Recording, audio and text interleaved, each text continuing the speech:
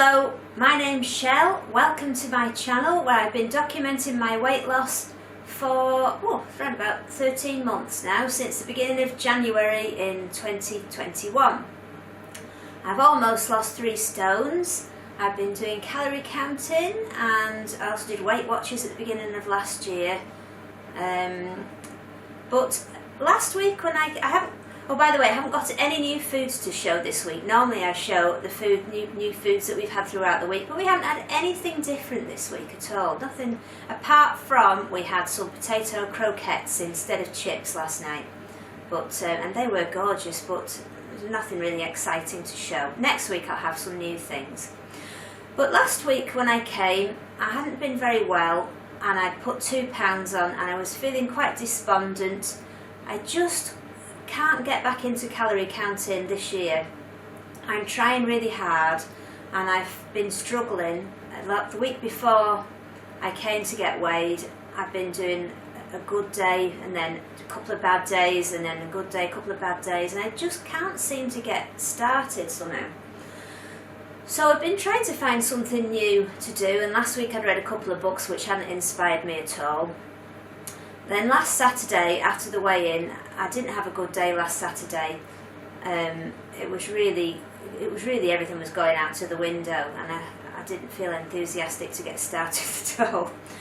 But I thought, well, I had a couple of books there to read, and I was carrying on. And the book I picked up last Saturday night, I say picked up, I downloaded it from Audible, was a book called Fast, Feast, Repeat, by a lady called Gin Stephens. That's G-I-N as in the drink, Gin Stephens. And I wasn't really thinking I'd get much out of it because I'm very, very put off fast since I did a juice fast about 20 years ago. And it was after the film came out called Fat, Sick and Nearly Dead. I forget who the bloke was now. It was an Australian bloke that did it. And he solved all his problems by juicing, and I thought, well, this is the way to go. I'm going to do this because it was so inspiring and it showed you other people whose lives he'd saved and they'd lost hundreds of pounds. So I did a 2-week juice fast, or juice feast sometimes they call it. So all I did was make my own juice for a fortnight, and it was terrible. It was an awful week, not partly because just the juice in itself took nearly all day. And the juicer I had, it kept getting jammed up with, was it like celery, you know, the stringy bits on the celery kept jamming the juicer up, and I had to take it apart. And it was literally taking me about 4 to 6 hours a day to make all this juice, because you still had to try and make 1,200 calories of juice. And honestly, to make that out of vegetables and some fruit is a lot of juicing. And I was so sick of it, and in the end I had to chop all the veggies up small to stop them getting jammed in the juicer, and that was taking ages, and I was hungry all the time. But the big problem was, when I stopped doing it after a fortnight, I went on the biggest binge known to man, and it was the worst binge I've ever had, and it lasted longer than any others. It was terrible. I think it went on for months. And so I swore off ever having anything to do with fasting ever again. So when I saw this book, I thought, well, it's not really going to interest me, but I'll have a read and see what she's got to say. And I was really, really interested in the fact that she sounded very similar to me in the problems that she'd had with binge eating and all the problems that she'd had trying to diet and lose weight over the years. She sounded like she might have even been worse than me, actually. So I was really interested in that. She said she'd managed to fix all her problems with intermittent fasting. So I finished the book and I was really encouraged to do it. I hadn't finished the book Saturday night, but I thought I'm going to get started on this Sunday morning. And Sunday I did pick up another book as well by a lady called, I think it's Kayla Cox, Kayler Cox, and that's called The Laid Back Guide to Intermittent Fasting. And that was, again, it was extremely encouraging. So I thought I would give it a go. And I've had the best week I've had since starting dieting many, many years ago. Not so much from the weight loss point of view, but for the whole week I've just been free of all the terrible problems I have with binge eating has just not been there. Now, I don't know enthuse about this too much because I've only done a week, and I might be sitting here next week saying, oh, it all fell apart after 10 days, so I don't know.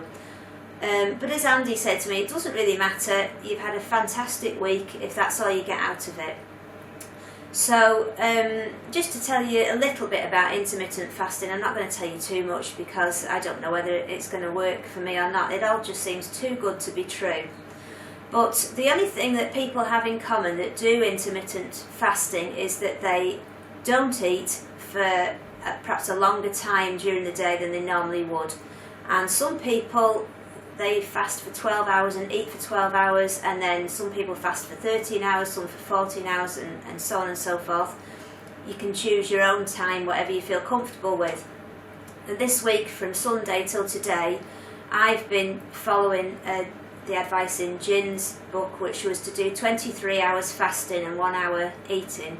So basically, at 5 o'clock I've had a lovely meal, followed it up with a hot chocolate, and then that's been it till 5 o'clock the next day. And I would never have imagined that to do that you would not be hungry, but it's just incredible and quite magical the way all your hunger pangs and your binge urges disappear. Like, that's how it's worked for me anyway. So that's what I've been doing this week. I also do, as Jin describes, the clean fast, which means that the only thing you can have on the fasting hours are black coffee, black tea and water. Actually, she suggests not even having flavoured coffee, but flavoured coffee was all I had in, and so that's what I've been drinking, and I have not found it's given me any problems at all.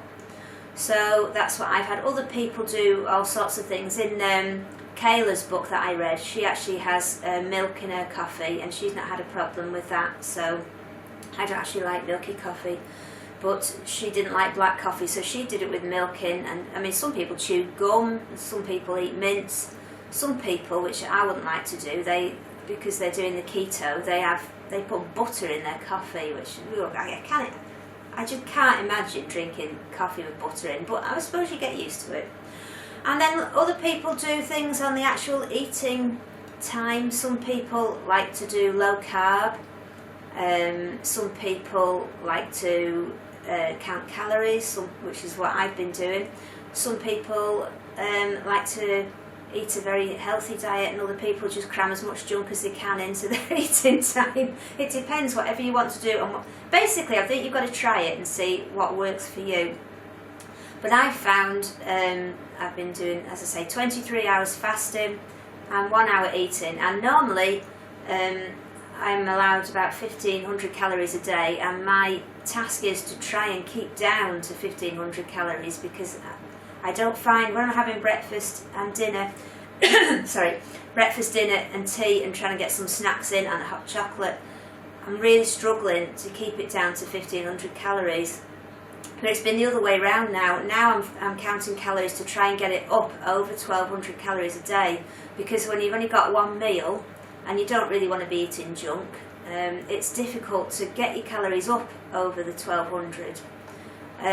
The first night I had a tin of chickpea dal, and I thought, well, I better have a double portion of rice, so I put 300 grams of rice on my plate, and I couldn't eat it. I had to leave it. It's just too much.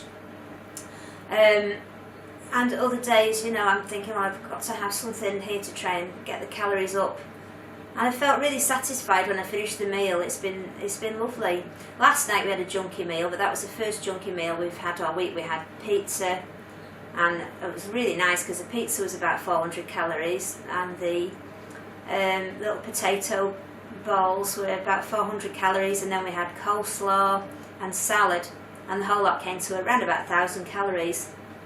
And it was lovely. I enjoyed it so much. So not only have I found the fasting part of the day an absolute breeze, but it also means that the meal I have at night, I don't really have to bother too much about counting the calories, only to make sure that I'm not underdoing myself. And then I have my hot chocolate. And last night I had a little caramel with my hot chocolate. Now tonight, it being Saturday, I've decided I'm going to do a slightly different time, 18 hours fasting and 6 hours eating, because it's Saturday night I want to have me tea tonight. We're having roasted Mediterranean vegetables with pasta and some chili tofu bites that I've bought from Tesco to go on the top. And then I'm going to have me hot chocolate and a shortbread after that. And then when it gets to 11 o'clock, which is why I'm doing a longer split, when it gets to 11 o'clock, we've got a cherry tart and a glass of Jack Daniels. So that's why I've split it, it's because I want to have some treats on a Saturday night. Kayla, actually, in her book, she does. She's got a YouTube channel as well. If you'd like to look at it, it's called 6 Miles Till Supper, because she walks 6 miles a day in her fasting time. And but she actually has Sunday off. She only does Monday to Saturday, and Sunday she eats what she wants, and that seems to work for her. As I say, all different people do different things, so the only thing everyone's got in common is that there is a definite marked hour, set of hours in the day where you don't eat. That's the only thing people have got in common. Everything else is up to you. So that's what I've been doing. Now, I'm not going to say too much about, I don't want, because it's been such a fantastic week. I can't begin to tell you how amazing it has been, and so amazing that I can't imagine it's going to continue. So I don't want to rave on about it now, because I can imagine myself sitting here next week saying that it's all fallen apart. I just can't believe that it's going to go on. So I'm going to get weighed, and then I will leave you until next week. Last week I weighed in, I put 2 pounds on, and I weighed in at 10 stone 11. So let's see what she's got to say this week. Hello. It's ready.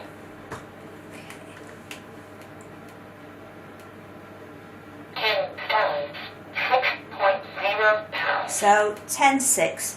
So it's a £5 loss, which is fantastic. So I've lost the 2 I put on last week plus another 3. So I am obviously made up with that. It's a fantastic loss, and it's been so easy. But as I say, to me, that's not the main delight of this week. The main delight of this week is not once, not even once, have I had the urge to binge. And I can't say that has happened to me in the last 30 years. So we'll see what happens next week. And I'll leave you now, and thank you for watching. I'm looking forward to watching everybody else's videos and seeing how everyone's getting on. I hope you've had as good a week as me, and if you haven't, I hope next week is shaping up to be better for you. So take care. I'll see you next week. Bye.